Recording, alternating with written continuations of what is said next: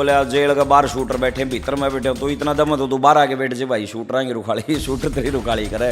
इसका मतलब तू कमजोर है कहीं ना कहीं। मतलब क्या दे रहे हो आप समाज को, ये तो सोचो। मतलब जेल का बाहर खटोला भीतर खटोला 2 4 5 6 महीने रह के देखा भाई, या जो तारे प्रेरित हो गए जो रह रहे हैं उनके घर क्या पूछ लो क्या होने लग रहा है। समर्थक ये भी कहते हैं चढ़ती कला में थे वो, इस वक्त चढ़े हुए थे नंबर 1 पे थे। नहीं भाई साहब, वो एक सुहान बात नहीं थी किसी सर्वेश को। भाई, आप चढ़ती कला में, आप गांव में दारू बेच के अगर पैसा कमाते हो, उस समय एक चिट्टा बेच के पैसे कमाते हो और अपनी कोठी आप बनाने लग रहे हो, तो आप उसको चढ़ती कला मानते हो। अच्छा, ऐसा लगता है आपको कि सरकार थूक के चाट भी सकती है? ऐसे ऐसे लोग हैं भाई साहब, स्टेज पे गंदगी फैला रहे हैं, अपने परिवार में भी फैला रहे हैं, वहां तक तो चलो देखी जाए, आप समाज में भी फैला दिया आप लोगों ने वो गंदगी। क्या ये लॉबी जो है 2 लॉबी में बट गया कलाकार, या ऐसे कलाकार भी हैं जिनको कोई लेना देना नहीं है, ना मासूम से लेना देना है, ना गजेंद्र फोगाट से मतलब है, उनको अपने कला से मतलब है, या फिर बटे हैं आपस में, हाँ कुछ इधर कुछ इधर? लोग कई बार ये कह देते हैं भाई यहाँ बाण बेटी बैठी है थोड़ा अच्छा गाइयो, मेरे को कह देते हैं लाइव स्टेज पे। मैंने उनको एक बात बोलता हूँ भाई साहब, मैं तो वो गाऊंगा जो पहले मेरा परिवार सुन सके। अब मान लो मैं कहीं स्टेज पर जाके नंगा नाच करवा दूं किसी लड़की को ले जाके, उस प्रोग्राम में मेरे को 10,000 मिलने होंगे तो क्या पता 50,000 मिल जाऊँ, उसके डांस पर खुश होगी, लोग दारू पी के पैसा फेंक देंगे। कल को अगर वही वीडियो मेरे घर पर आएगी, मेरे घर बच्चों के आगे आएगी, मेरी माँ ने देख ली यूट्यूब पर, मेरे बाप ने देख ली, तो मेरा के मुँह रह जाओ। स्टेज पे इतना भारी भरकम ज्ञान देते हैं ये गाने वाले। पॉप कलाकार तो अलग हो गए मासूम, तो रागनी वाले भी इतना भारी भरकम ज्ञान देते हैं, मतलब ट्राली भर भर के रिता दें स्टेज पे। स्टेज से उतरते ही उस पर 10% भी अमल नहीं करते उस चीज़ पे कि लक्ष्मीचंद ने के गया था और के तू इतना ज्ञान वहाँ दे के आया है, उसका 10वां हिस्सा भी अमल नहीं करते खुद के ऊपर। क्या फ़ायदा है ऐसे ज्ञान का? क्या सिखाओगे आप? गाड़ी में बैठ के आप दारू पीने लग रहे हो, स्टेज पर जाके नशा मुक्ति के प्रोग्राम करने लग रहे हो। अभी पीछे केडी बाई की और डांडा की कंट्रोवर्सी थी। मेरे को नहीं पता वो आपस में सेटिंग थी या जो भी था, मतलब मैं उस बात में नहीं जाना। पॉपुलैरिटी दोनों को मिली? नहीं, पॉपुलैरिटी मिली। एक बात मेरे को केडी भाई की वहाँ बहुत अच्छी लगी, लास्ट में जब उन्होंने क्लोज किया इस मैटर को, केडी भाई ने ये कहा कि ऐसे ऐसे यूथ सोशल मीडिया पर जिनको हम नहीं जानते वो आपस में लड़न मरन तैयार हो रहे हैं हमारा खातर। भाई साहब इतना बुरा हाल है सर्वेश भाई, मतलब लेडीज नगन होकर डांस कर रही है, उसका आदमी उसकी वीडियो बनाने लग रहे हैं और फिर वो उस वीडियो से पैसा अर्न करके, और फिर वो ये भी चाह रहे हैं कि हमारे बच्चे पढ़ लिख के अफसर बन जाएं। अकेला मासूम पर कंट्रोल करने से कुछ नहीं होगा। और बहुत कलाकार हैं भाई साहब जिन्होंने 15 से 25 साल के बच्चे बिगाड़ रखे हैं। सरकार को पता है ये सारी बातें। सरकार ने जो है ना पूरा होमवर्क नहीं किया, जो मुझे लगता है अभी एक हाँ ये थोड़ा बात सा ये करके जो है ना छोटा सा इनिशिएट कर दिया। ऐसा सर्वेश भाई अपन नहीं बोल सकते कि होमवर्क, हो सकता है होमवर्क कर रखा हो, लेकिन मैं वही बात कह रहा हूँ ना, गंदगी हटाने की शुरुआत कहीं से तो करनी पड़ेगी। माँ बेटी मतलब इतने भद्दे भद्दे गाने पर नाचने लग रही हैं, उन्हें यूं ही शर्म नहीं है कि भाई क्या वो गाने वाला गाना लग रहा है, भाभी देवर का नाता है, माँ बेटा उस पर नाचने लग रहे हैं। तो मैं तो खुद कह रहा हूँ पैसे थोड़े कमा ले होंगे भाई साहब, कल को ऐसा ना हो कि हमारे इस दुनिया से जाने के बाद कल ना हमारे को बच्चों को ये बोले कि भाई तुम्हारे बाप दादा ने ये नुकसान कराया था समाज का। कई कलाकार भी मैंने देखे हैं ये बोलते हैं कि भाई हम क्या करें, पब्लिक सुनती नहीं। मतलब पब्लिक नहीं सुनती यार। कोई आप नता को देवीलाल कह के मर रहा है कि भाई तू कलाकार बनी है गाने गाइए। अच्छा, अमित रोहतकी ने भी कई गाए हैं ऐसे ना, बदमाशी बहुत गा रखे हैं, बहुत गाए हैं, उनको अभी नहीं हटाया। वो मतलब नायब सैनी से क्लोजनेस के चक्कर में नहीं, यूट्यूब वालों ने बहुत घर घर तक गंदगी पहुंचा रखी, गदर मचा रखा है। गदर कलाकार ने तो एक गांव में गा दिया, मान लो गंदी रागनी गा दी किसी ने, एक गांव में गा दी, 1000 लोगों के बीच गा दी, वहीं तक दब गई वो बीमारी। यूट्यूब वालों ने उस गंदगी को घर घर तक पहुंचा दिया, सिर्फ व्यू के चक्कर में, पैसे के चक्कर में। और ऐसे ऐसे थंबनेल बनाते हैं कि भाई वो इस लड़की ने तो बिल्कुल नगनता का डांस कर दिया और लोग दीवाने हो गए, बूढ़े भी फैन हो गए। मतलब आप यूट्यूब पे हरियाणवी रागनी के नाम पे आप कंटेंट सर्च करो, आपको शर्म आएगी परिवार के सामने बैठ के। भजन दो याद रागनी बहरे तबील की जान नहीं, भाभी न कहे पटोला माँ बेबे की कान नहीं। माफ़ी का मौका ना दो, अगर पहली बार कोई कर रहा है तो उसको एक बार आप पब्लिकली उसको माफ़ी सॉरी बोल के और आगे के लिए उसको चेता दो। ऐसे गायक पैदा होगे मारे इस हरियाणे में, जो गंदा गाँव है फर्क ना देखें याने शाने में।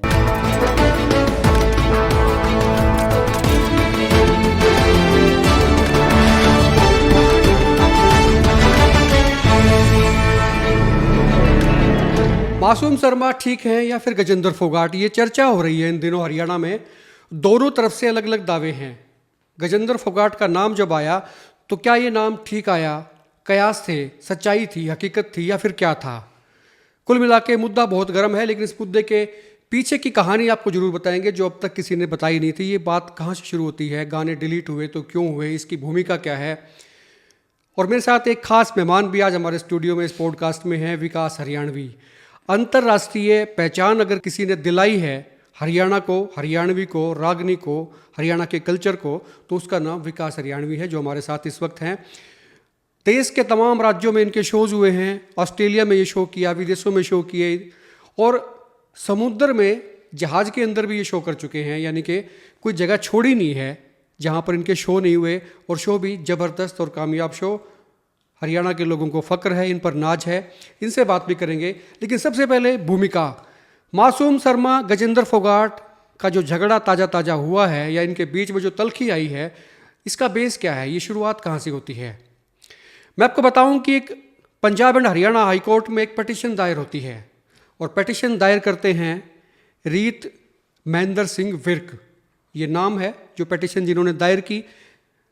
Mahendra Singh Virk versus state of Punjab और हरियाणा, ये अदर्स, ये पटिशन होती है। और पटिशन हरियाणा कोर्ट में डिसाइड भी होती है। और जब डिसाइड होती है तो हाई कोर्ट की तरफ से एक डायरेक्शन दी जाती है कि wine culture, gun culture, violence जो है, इसको रोकने के लिए कदम उठाए जाने चाहिए। और जो लोग इस तरह के गाने प्रमोट करते हैं, ग्लोरीफाई करते हैं इन तमाम चीज़ों को, बेशक वो वाइन हो, गन हो, वायलेंस हो, इनको जो लोग ग्लोरीफाई करते हैं, इनको पब्लिक परफॉर्मेंस से रोका जाए। बेशक वो लाइव शोज हैं या पब्लिक मीटिंग्स हैं, कहीं भी हैं। और पंजाब सरकार इस पर रूल्स भी लागू करती है, डायरेक्शन देती है अपने अधिकारियों को, पुलिस को। और ये कहा जाता है कि कोई पब्लिक शो नहीं होगा जिसमें इस तरह की चीज़ों को ग्लोरीफाई किया जाएगा। ये हाई कोर्ट का डायरेक्शन था। इसके बाद में होता क्या है कि इस साल के शुरुआत में हरियाणा के मुख्यमंत्री नायब सिंह सैनी अधिकारियों की मीटिंग लेते हैं, पुलिस ऑफिशियल्स की मीटिंग लेते हैं, और उसमें एक बात कहते हैं कि भाई क्राइम को हमने कंट्रोल करना है, इसकी जड़ तक जाना है। एक जो नॉर्मल तरीके से बात होती है, इस तरीके से वो अधिकारियों को निर्देश देते हैं कि वायलेंस को रोकना है, इसकी जड़ में जाना है। और ये वायलेंस जो है ये ख़राब करती है, और हरियाणा के लोग भी नहीं चाहते कि किसी भी सूरत में वायलेंस को बढ़ावा मिले, इसको ग्लोरीफाई नहीं करना है। इसके बाद में एक नाम आता है अमित दहिया। वो एसपी हैं, साइबर क्राइम के, पंचकुला में बैठते हैं। उनके पास में जिम्मेदारी आती है इसको रोकने की, इस पर काबू पाने की। नियम बनते हैं, कुछ चीज़ें तय करने की कोशिश की जाती है, और यहीं से खेल शुरू होता है। कुछ लोग इसमें एंट्री कर जाते हैं जिनसे बनती नहीं है, या बनती है या नहीं बनती है। गेम सारा का सारा जो पूरा गेम है वो यहीं से शुरू होता है। जिस वक्त अमित दहिया ये डिसाइड करते हैं कि ठीक है, हम इस पे कंट्रोल करेंगे, साइबर क्राइम जो है इसको रोकने की कोशिश करेगी, तो फिर कुछ लोगों की घुसपैठ होती है। हालांकि नाम ये लिया गया कि गजेंद्र फोगाट इसमें दखलंदाजी करते हैं, एक लिस्ट देते हैं कि ये लोग हैं, इनके गाने उड़ा दिए जाएं, तमाम चीज़ें हुई हैं, लेकिन नाम उनका कहीं भी स्पेसिफाई नहीं है। लेकिन शुरुआत जो है यहाँ से होती है। हरियाणा की साइबर क्राइम का जो डिपार्टमेंट है, अमित दहिया के निर्देशन में, उनके मार्गदर्शन में, या उनकी अगुवाई में आप कह सकते हैं कि इस पर रोक लगाने की कोशिश होती है। जो लोग ग्लोरीफाई कर रहे थे वायलेंस को, गन्स को, गन कल्चर को, इस पे।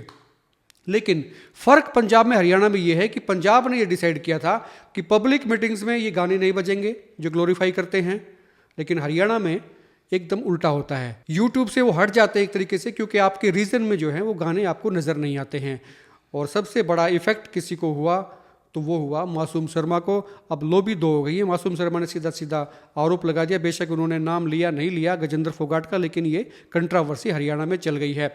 इसी मुद्दे पे बात करेंगे। विकास हरियाणवी मेरे साथ हैं। विकास भाई, सबसे पहले बहुत बहुत स्वागत है आपका हमारे पॉडकास्ट पे, हमारे स्टूडियो में पहली दफ़ा आपका आना हो रहा है। धन्यवाद सर्वेश भाई, आपके सभी दर्शकों को मेरी नमस्कार है, और मैं आपका धन्यवाद करता हूँ। आपने अपना भी जो कीमती समय था वो मेरे से बातचीत के लिए निकाला, और मेरी आवाज़ को आप दर्शकों तक पहुँचाओगे, और इसके लिए मैं आपका बड़ा धन्यवाद। कंट्रावर्सी हो गई हरियाणवी कलाकारों में। वैसे तो कंट्रावर्सियाँ से फ़ायदा भी उठाते हैं लोग ना, पीछे भी कई कंट्रोवर्सी हुई थी, बड़ा फायदा उठा के। कंट्रोवर्सी तो देखो सर्वेश भाई हर फील्ड में ही है, वैसे तो नेताओं में भी है, एक ही पार्टी के नेताओं में भी है। पीछे आपने देखा होगा विधानसभा में क्या हुआ।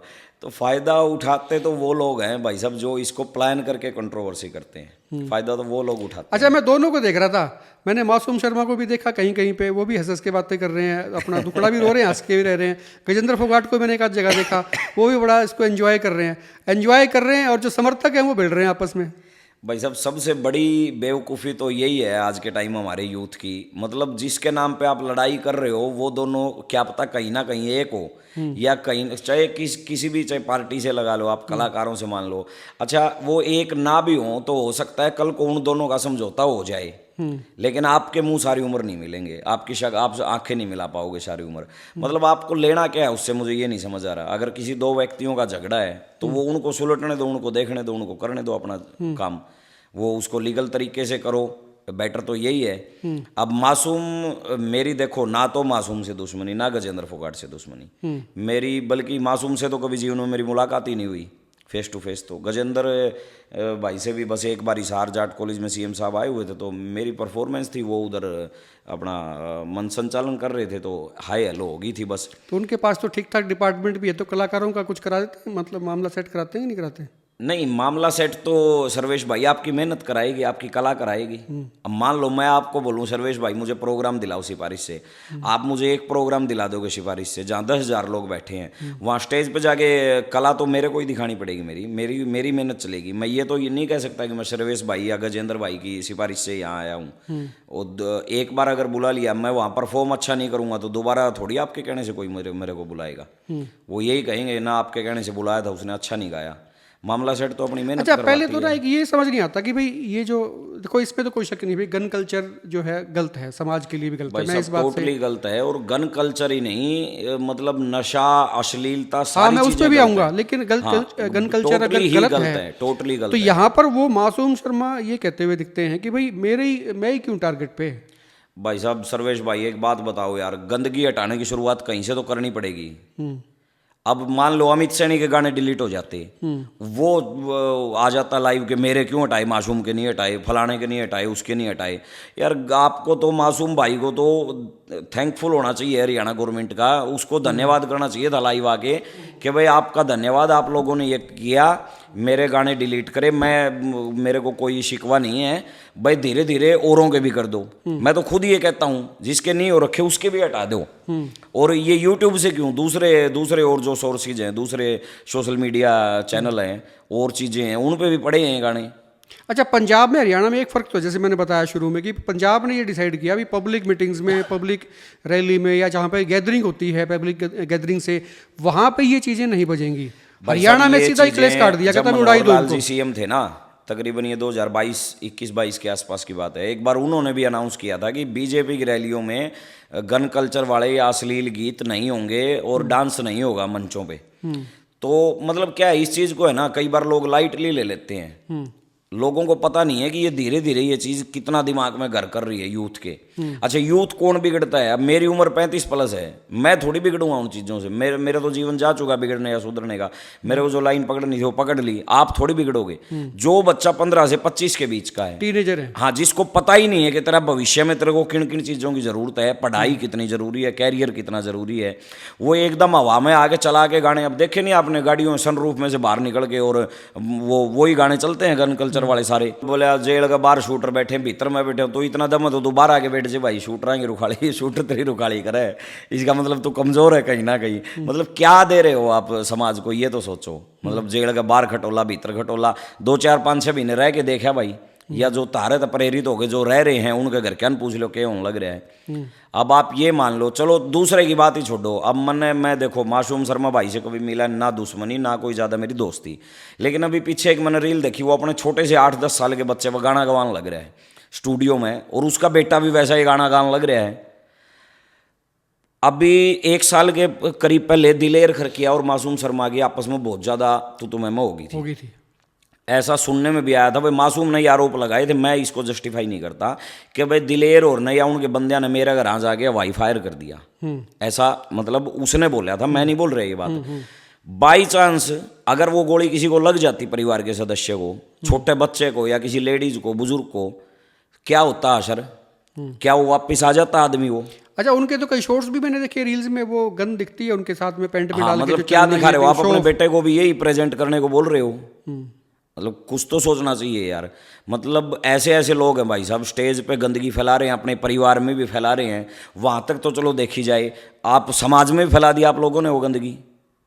अश्लीलता भी फैला दी। लेकिन मासूम शर्मा के फैन ये कहते हैं जी हमसे जाती होगी, हमारे को टारगेट कर लिया, बाकी लोगों को नहीं देखो किया। फैन फॉलोइंग अच्छी है मासूम भाई की, और मैं तो कहता हूँ बहुत से अच्छे गाने भी तो गाए मासूम ने, बहुत से कितने, एक बेटी के ऊपर गाना गा रखा है मासूम ने, और संस्कृति पे कुछ एक दो गीत वैसे भी गा रखे हैं उसने, अच्छी रागणियां भी गा रखी हैं। समर्थक ये भी कहते हैं भी चढ़ती कला में थे वो, इस वक्त चढ़े हुए थे, नंबर 1 पे थे। नहीं भाई साहब, वो एक सुहान बात नहीं थी किसी सर्वेश को। भाई, आप चढ़ती कला में, आप गांव में दारू बेच के अगर पैसा कमाते हो, उस समय एक चिट्टा बेच के पैसे कमाते हो, और अपनी कोठी आप बनाने लग रहे हो, तो आप उसको चढ़ती कला मानते हो? आपके भविष्य की बर्बादी है वो, आपके बच्चों के भविष्य की बर्बादी है वो। ये चढ़ती कला नहीं है। चढ़ती कला वो है, मेरे को 15 साल हो गए गाते हुए, मंचों से अश्लील नहीं गाया हमने, वो गाया। लोग कई बार ये कह देते हैं भाई यहाँ बाण बेटी बैठी है, थोड़ा अच्छा गाइयो, मेरे को कह देते हैं लाइव स्टेज पे। मैंने उनको एक बात बोलता हूँ, भाई साहब मैं तो वो गाऊंगा जो पहले मेरा परिवार सुन सके, मेरी बहन, मेरी बेटी, मेरे बच्चे, मेरी माँ, मेरी वाइफ एक साथ बैठ के सुन सके। उससे बढ़िया और क्या गाऊंगा? जब उनको कोई ऑब्जेक्शन नहीं हो, वो सुन लेंगे एक साथ बैठ के, तो आपके लोग तो बैठ के सुन ही लेंगे। चढ़ती कला तो लक्ष्मी चंद की थी, पंडित मांगेराम की थी, जाट मेहर सिंह की थी, उन लोगों की थी चढ़ती कला तो। नरेंद्र बलारा जी को देखो आप, सारी उम्र उन्होंने एक सामाजिक संदेश देने का काम किया, बढ़िया गीत गाए, बढ़िया चीजें गाई। अच्छा, ये टीआरपी के चक्कर में कह लो या पैसे अर्निंग के चक्कर में आप कह लो, तो मतलब कल्चर का सत्यानाश हो गया। बिल्कुल हो गया भाई साहब। लोग अपना निजी स्वार्थ, वो नहीं है कि एक रागणी के बोल है, परमार्थ लिया उठ देश था, स्वार्थ में इंसान भी कहे, एक आध दिन छोड़ देश में सबका दीन ईमान भी कहे। परमार्थ की भावना तो रही नहीं। लोग ये, अब मान लो मैं कहीं स्टेज पर जाके नंगा नाच करवा दूं किसी लड़की को ले जाके, उस प्रोग्राम में मेरे को 10,000 मिलने होंगे, तो क्या पता 50,000 मिल जाऊँ, उसके डांस पर खुश होगी। लोग दारू पी के पैसा फेंक देंगे। कल को अगर वही वीडियो मेरे घर पर आएगी, मेरे घर बच्चों के आगे आएगी, मेरी माँ ने देख ली यूट्यूब पर, मेरे बाप ने देख ली, तो मेरा के मुंह रह जाएगा। अच्छा, सारे कलाकार नहीं सोचते ये बात जो आपने बात कह दी कि भाई मैं भाई सोचता साहब हूँ। सस्ती लोकप्रियता चाहिए। एक तो सबसे बड़ी बात तो मेहनत नहीं करना चाहते, रातों रात स्टार बनना चाहते हैं। आप यकीन नहीं करोगे, 2007 से लेके 14 तक 7 साल मैंने मेरे जीवन के ऐसे निकाले हैं, घर वालों ने कहीं जाने नहीं दिया गाने के लिए, क्योंकि इस चीज़ को बुरा मानते थे, अवॉइड मानते थे कि बिगड़ जाओ, नशे सीख जाओगा। मैंने 7 साल सिर्फ सुना है और पढ़ा है लक्ष्मी चंद को, मांगेराम को, मेहर सिंह को, ऐसे ऐसे कवियों को स्टडी किया उसको, सिर्फ स्टडी किया और उस चीज़ को गहराई से समझा कि ये क्या संदेश देना चाह रहे हैं। अब आप एक बात बताओ भाई साहब, स्टेज पे इतना भारी भरकम ज्ञान देते हैं ये गाने वाले, पॉप कलाकार तो अलग हो गए मासूम, तो रागणी वाले भी इतना भारी भरकम ज्ञान देते हैं, मतलब ट्राली भर भर के रिता दें स्टेज पे। स्टेज से उतरते ही उस पर 10% भी अमल नहीं करते उस चीज़ पे कि लक्ष्मी चंद ने किए गया था और कि तू इतना ज्ञान वहाँ दे के आया है, उसका 10वां हिस्सा भी अमल नहीं करते खुद के ऊपर।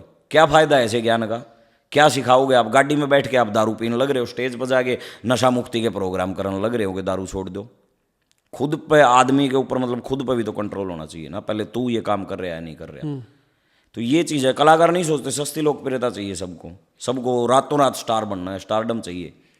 मेहनत करके कैसे यहाँ तक आया जाता है, कितने गोडे रगड़े जाते हैं, सारी रात भूखे बैठ बैठ के रागनी सुनी है, सारी रात स्वेटर घर भूल के सर्दी में मर मर के रागनी। अच्छा, मैंने एक चीज़ और देखी, लड़ाई जो है या फिर जो मुद्दा है वो भटक गया। मुद्दा इसलिए भटक गया, अभी वो गाने डिलीट हो गए, इस बात गाने डिलीट होने चाहिए थे कि नहीं होने चाहिए, इस बात पे इशू नहीं आ रहा है।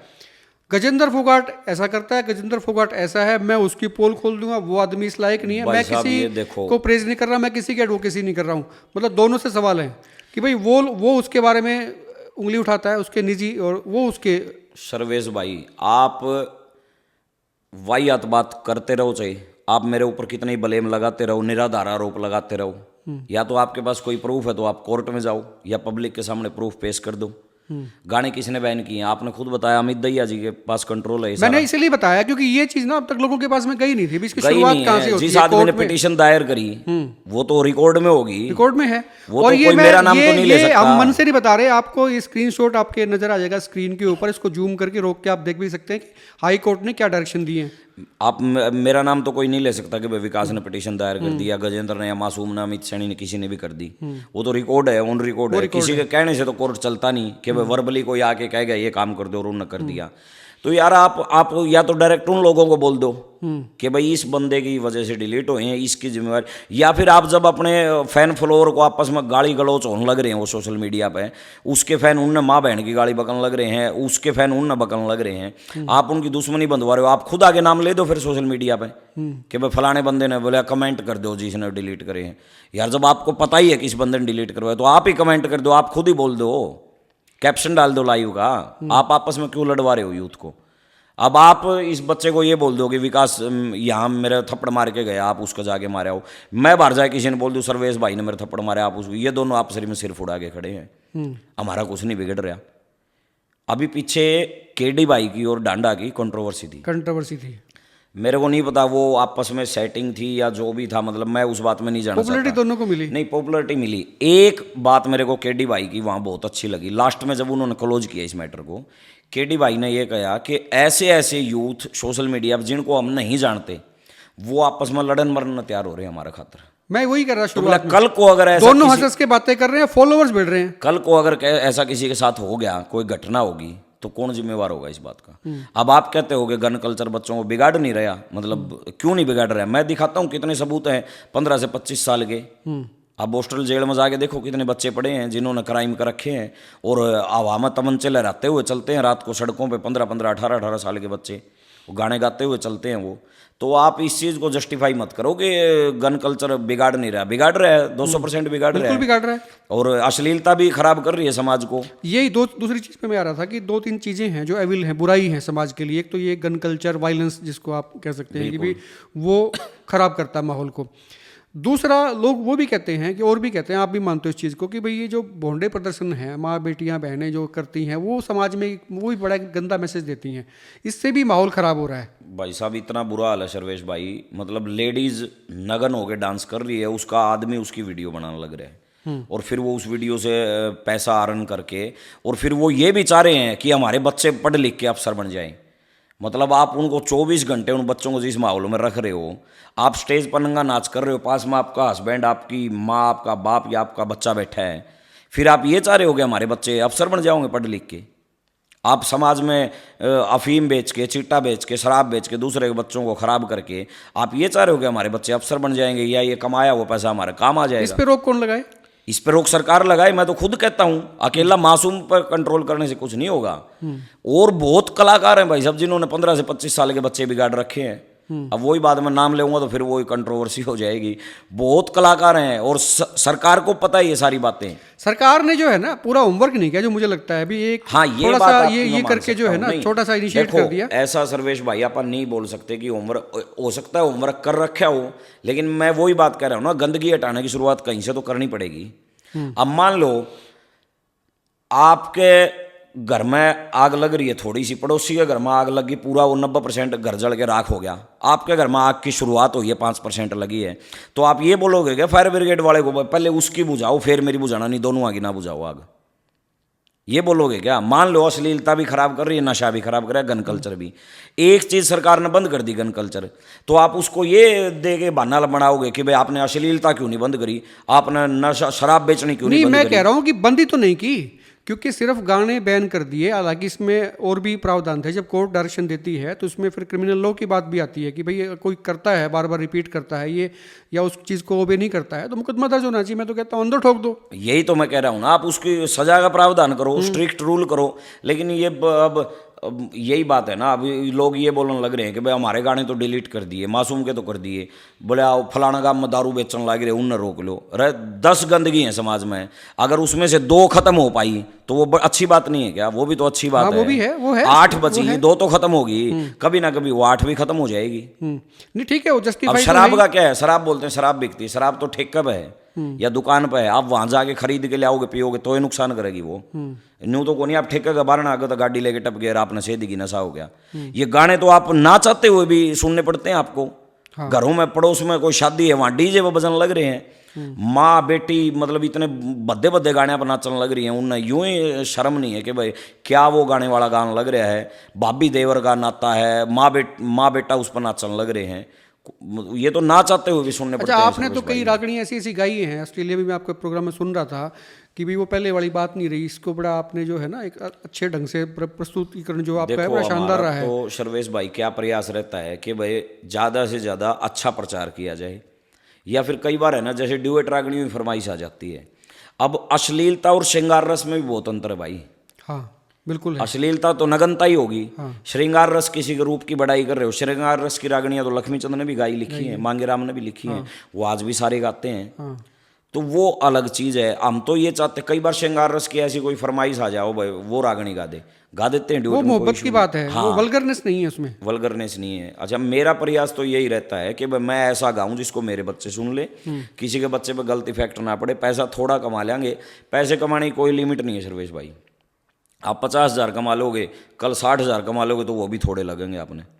अगर सब्र है आपका तो 1,000 रुपये में भी सब्र है, रोज की 2 रोटियां में भी महत्वाकांक्षाएं सब्र बढ़ती रहती हैं। है। महत्वाकांक्षाएं बढ़ती हाँ, रहती है, तृष्णा endless बढ़ती है, रहती, उसकी तृष्णा लिमिट खत्म नहीं है होती। कोई। तो मैं तो खुद कह रहा हूँ पैसे थोड़े कमा ले होंगे भाई साहब। कल को ऐसा ना हो कि हमारे इस दुनिया से जाने के बाद कल ना हमारे को बच्चों को ये बोले कि भाई तुम्हारे बाप दादा ने ये नुकसान कराया था समाज का, या कल को मेरे परिवार वालों को ऐसा कुछ फील ना हो जाए कि भाई ये हमारा बेटा मतलब क्या क्या दे रहा है समाज को इतना पढ़ा लिखा होने के बाद भी। अच्छा, इसमें बीइंग ए कलाकार जो है, आप जाने माने आर्टिस्ट हैं, कलाकार हैं हरियाणा के, क्या ये लॉबी जो है 2 लॉबी में बट गया कलाकार, या ऐसे कलाकार भी हैं जिनको कोई लेना देना नहीं है, ना मासूम से लेना देना है, ना गजेंद्र फोगाट से मतलब है, उनको अपने कला से मतलब है, या फिर बटे हैं आपस में, हाँ कुछ इधर कुछ इधर? देखो, कुछ लोग बटे भी हुए हैं भाई साहब। जिसके मान लो अब मेरे मासूम से कांटेक्ट है तो मैं उसकी फेवर में बोलूँगा, जिसके गजेंद्र से कांटेक्ट है वो गजेंद्र की फेवर में बोलेगा। अब मेरे सबसे अच्छी राम राम है अमित सैनी भाई से भी, हालांकि मेरा जूनियर है, मेरी बहुत रिस्पेक्ट करता है जब भी मैं जाता हूँ। गजेंद्र भाई से जब भी एक बार मिला हूँ तो अच्छी तरह ठीक राम राम हुई है। मासूम से कभी मिलने का मौका नहीं मिला, कभी बस वो ऐसे प्रोग्राम में दूर से राम राम होगी वो अलग बात है।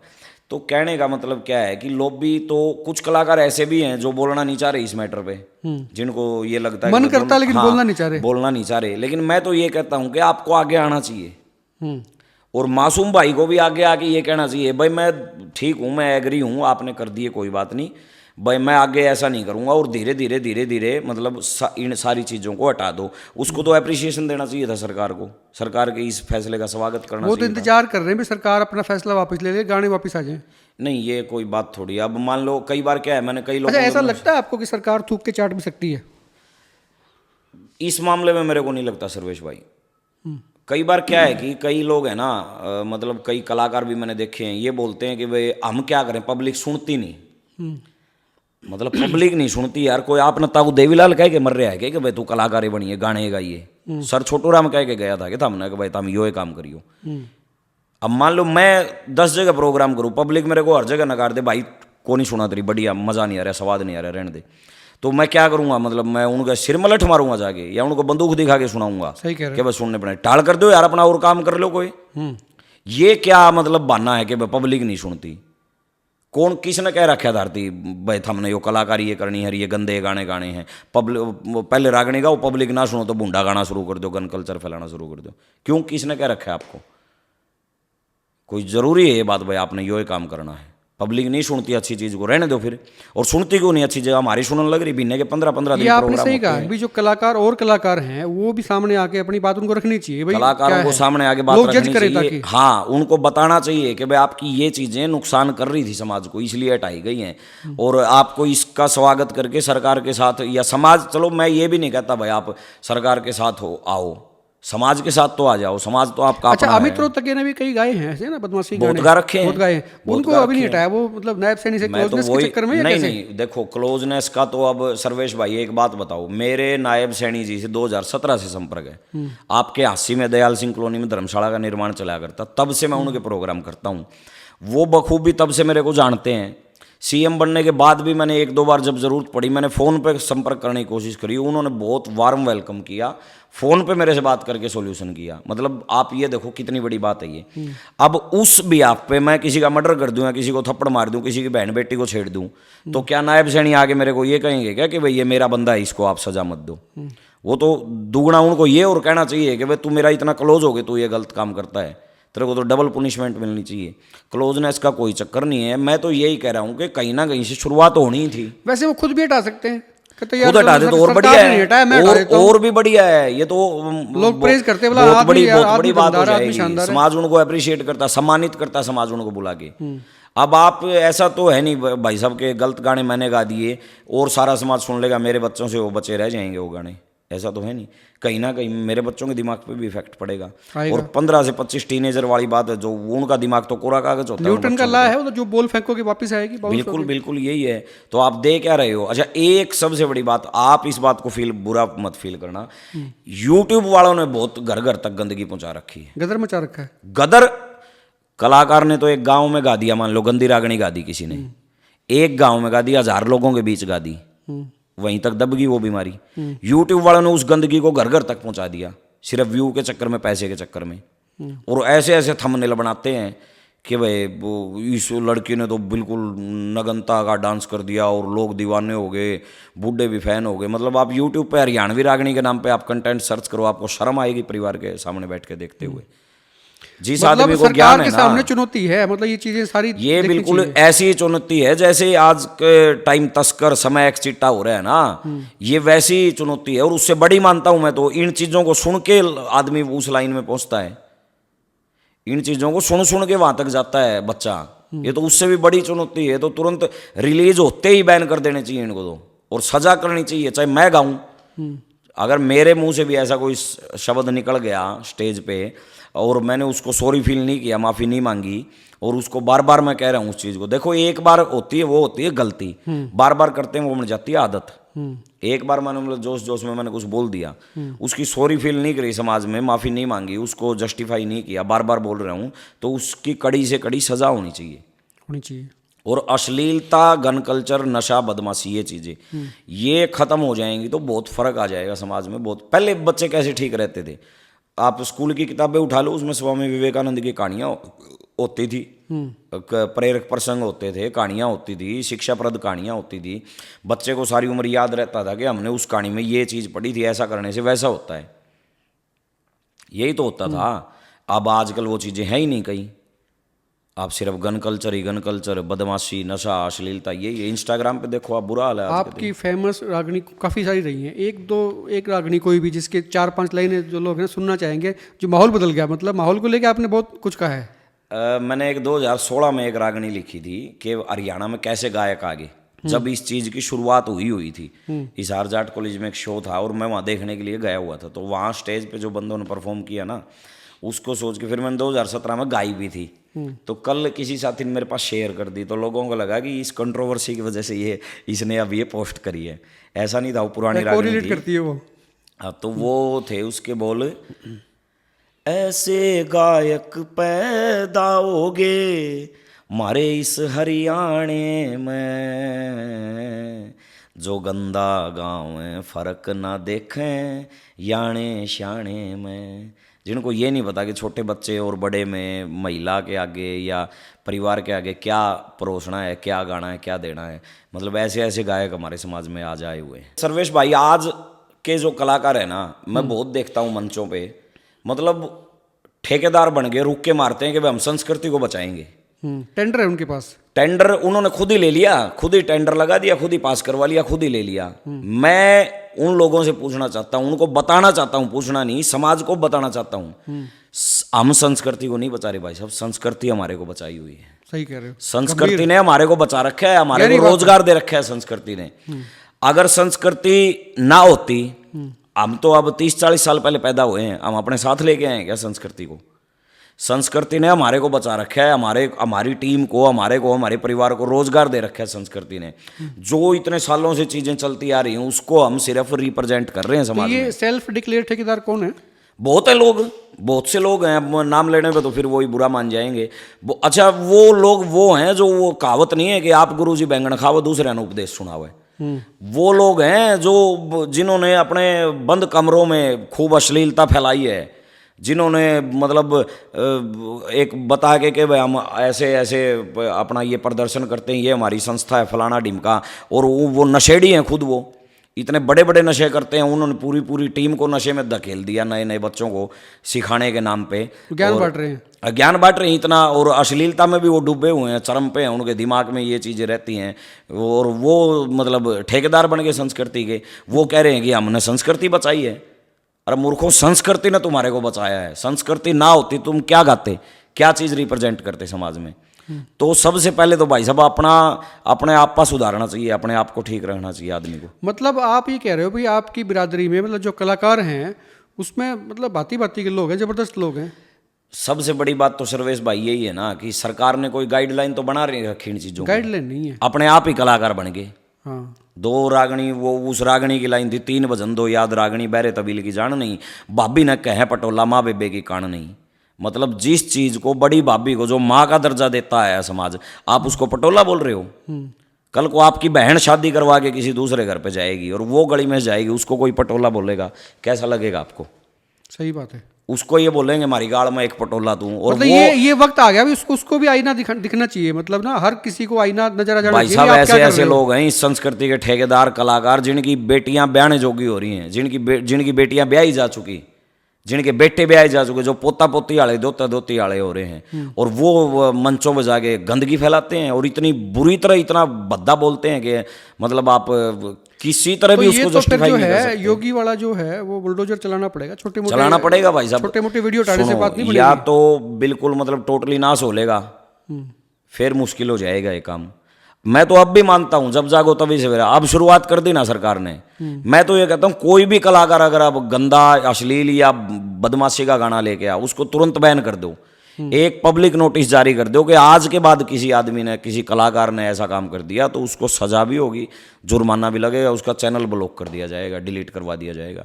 और तुरंत कर दो ये काम, माफ़ी का मौका ही ना दो। अगर पहली बार कोई कर रहा है तो उसको एक बार आप पब्लिकली उसको माफ़ी सॉरी बोल के और आगे के लिए उसको चेता दो। शुक्रिया बात करने के लिए। विकास हरियाणवी थे, जाने माने कलाकार हैं। हरियाणवी को, हरियाणा को, हरियाणा के कल्चर को, हरियाणा की बोली को, रागनी को दुनिया भर में इन्होंने फेमस किया, दुनिया तक इनको पहुंचाया है, दिखाया है।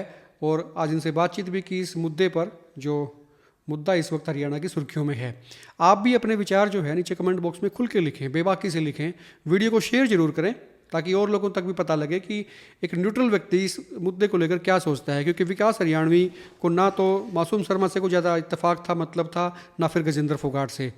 इनको बात मतलब था तो अपनी संस्कृति से, अपने जो समाज से, या अपनी जो पीढ़ियां जो नई आ रही हैं उनसे, उन पर क्या प्रभाव पड़ रहा है, सरकार को क्या चीज़ें करनी चाहिए, तमाम विषयों पर खुल के बातचीत की है। आप भी अपनी बात जो है, अपने विचार जो है, ये जरूर आप लिखें, वीडियो को शेयर करें।